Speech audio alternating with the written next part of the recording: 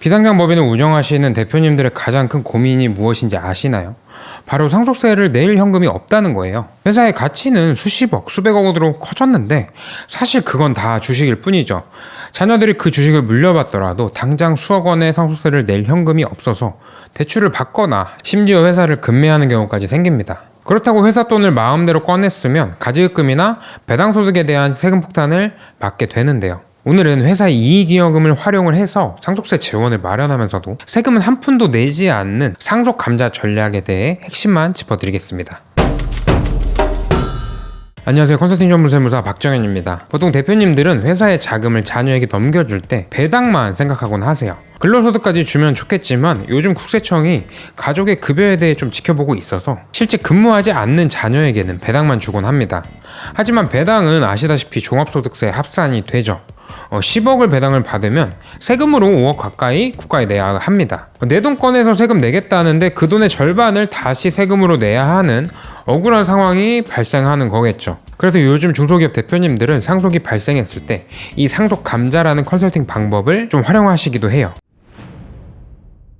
감자라는 행위는 자본금을 감소시키고 그에 대한 대가를 받아오는 절차를 말하는데요. 이 감자는 보통 배당소득으로 의제가 되기 때문에 배당소득에 대한 소득세를 납부해야만 합니다.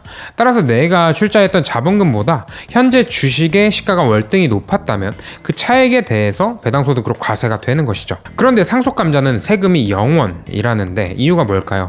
원리는 생각보다 간단합니다. 핵심은 취득가액의 현실화에 있는데요. 상속인이 주식을 취득하는 시점의 가격은 아버님이 회사를 세울 때의 액면가가 아닙니다. 바로 상속세 신고를 위해 평가한 상속 당시의 시가가 상속인의 새로운 취득가액이 되는 건데요. 이때 주식을 회사에 다시 팔아서 소각하는 감자를 진행하게 되는데 감자로 받는 시가에 상당하는 금액과 상속받을 때 신고한 취득가액이 같기 때문에 차액이 없고요. 그로 인해 의제배당 소득이 발생하지 않는 구조입니다.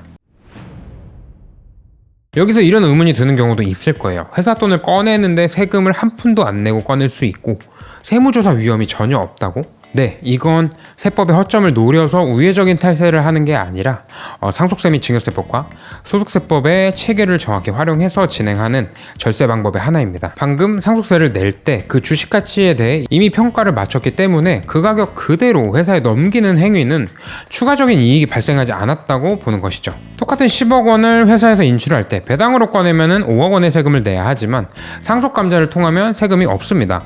5억 원이라는 돈을 지키느냐 마느냐의 차이, 실제 사례로 한번 수치를 확인해 보면 좋겠네요.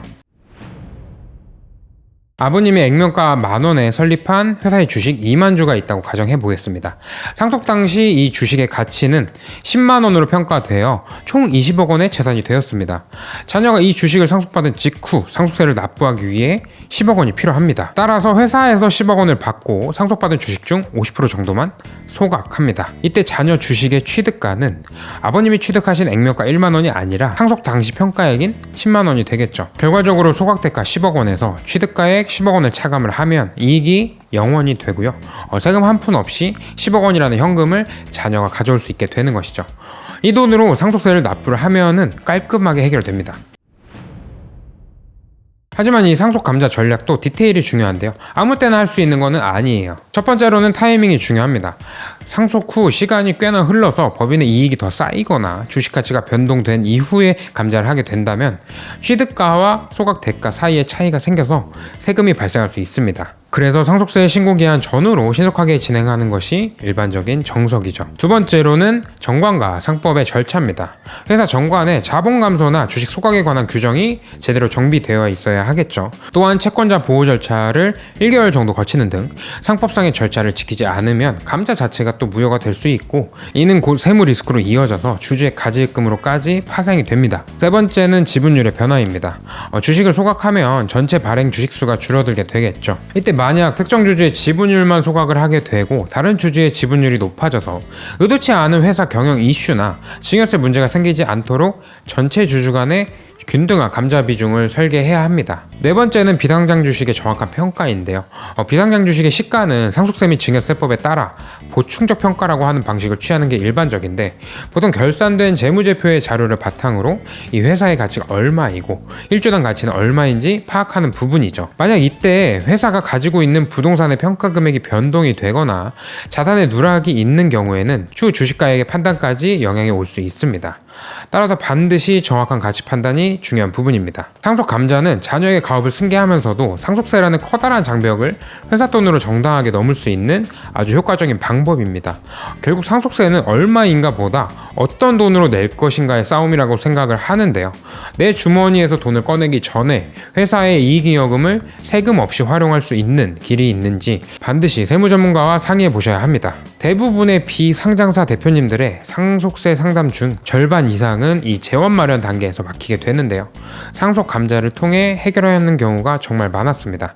댓글에 적어드린 블로그를 참고하시면 상속세에 대해 더 자세히 아실 수 있으니 절세에 많은 도움이 되리라 생각합니다. 오늘 영상이 도움이 되셨다면 좋아요와 구독, 알림 설정까지 부탁드리겠습니다. 감사합니다.